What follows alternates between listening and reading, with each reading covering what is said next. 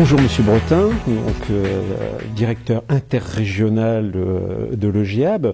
À l'horizon d'une nouvelle réforme du 1% logement, pouvez-vous nous rappeler un petit peu le fonctionnement de l'OGEAB et qui vous êtes aujourd'hui? Alors l'OGEAB, donc c'est un organisme d'action logement qui est le nouveau nom du 1% logement. Cet organisme a pour vocation d'aider les entreprises et les salariés des entreprises. Dans ce cadre-là, nous avons un panel d'aide assez large qui va de l'entrée dans le logement pour les locataires. Nous allons continuer à accompagner ces salariés dans leur parcours résidentiel. Nous allons aussi aider les salariés qui sont en mobilité professionnelle. Et puis nous avons aussi des aides pour les salariés en difficulté. Financez-vous également le logement social, Monsieur Bretin? On a une autre activité effectivement qui a vocation toujours à aider les salariés d'entreprise, qui est le financement du logement social. Donc on va apporter des aides, soit en subvention, soit en prêt, aux bailleurs sociaux, qu'ils soient publics ou privés. Et au-delà de ces financements, nous obtenons en échange des logements qui sont réservés pour les salariés des entreprises. On finance aussi des politiques nationales. Donc là, c'est par décision nationale, et notamment deux gros pans qui sont le premier, l'ANRU, l'Agence nationale de renouvellement urbain. On démolit, on reconstruit les UP. Et le deuxième, qui est l'ANA, l'Agence nationale d'amélioration de l'habitat. On aide les propriétaires à améliorer leurs biens. Quel rapport avec les salariés et le monde des entreprises privées aujourd'hui? Ces deux derniers financements, l'ANA et l'ANRU, ne sont pas une démarche à l'initiative d'Action Logement, donc du 1% logement. Ça fait référence à un travail qu'on a eu avec l'État. L'État, à travers la loi Boutin de 2008, a décidé qu'à partir de 2009, l'emploi des fonds d'Action Logement ne serait plus décidé par les partenaires sociaux, mais par l'État, à savoir à travers un décret triennal, donc qui a été décidé pour 2009, 2010, 2011, et qui détermine quels sont les emplois des fonds d'Action Logement.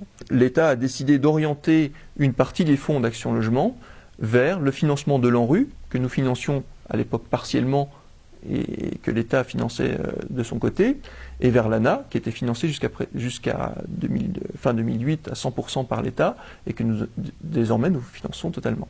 Est-ce que cela va durer? Il y a un risque. Il y a un risque, effectivement, puisque cette période triennale s'achève, d'accord, fin 2011, et nous sommes en train de travailler avec l'État sur la nouvelle période triennale 2012, 2013, 2014. Or, l'État souhaite continuer de ponctionner une partie de l'emploi des fonds d'Action Logement pour financer des politiques nationales telles que l'ANRU et l'ANA.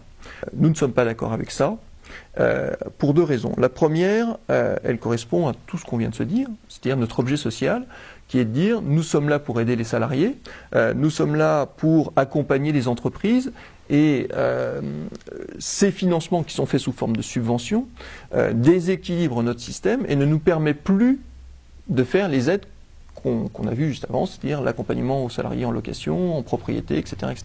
Et puis l'inquiétude pour nos propres structures, puisque si cette orientation de fonds était décidée, à terme des 3 ans, on a des problématiques d'équilibre financier qui nous impliqueraient des décisions difficiles.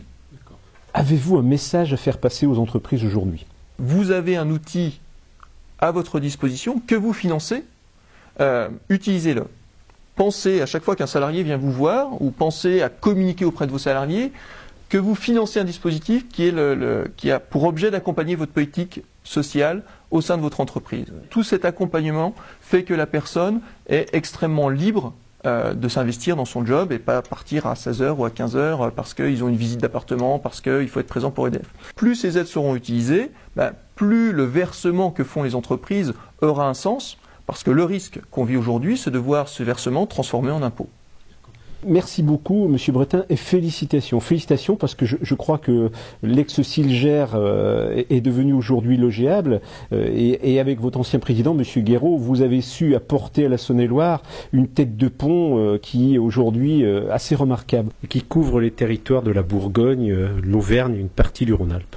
On a réussi justement, au-delà des négociations au moment de la fusion, à former une équipe à former une équipe qui marche et un organisme effectivement qui est au service de l'ensemble de ces territoires et qui a créé une bonne cohésion. Cet ensemble de 400 salariés fonctionne bien et effectivement on est très satisfait du résultat.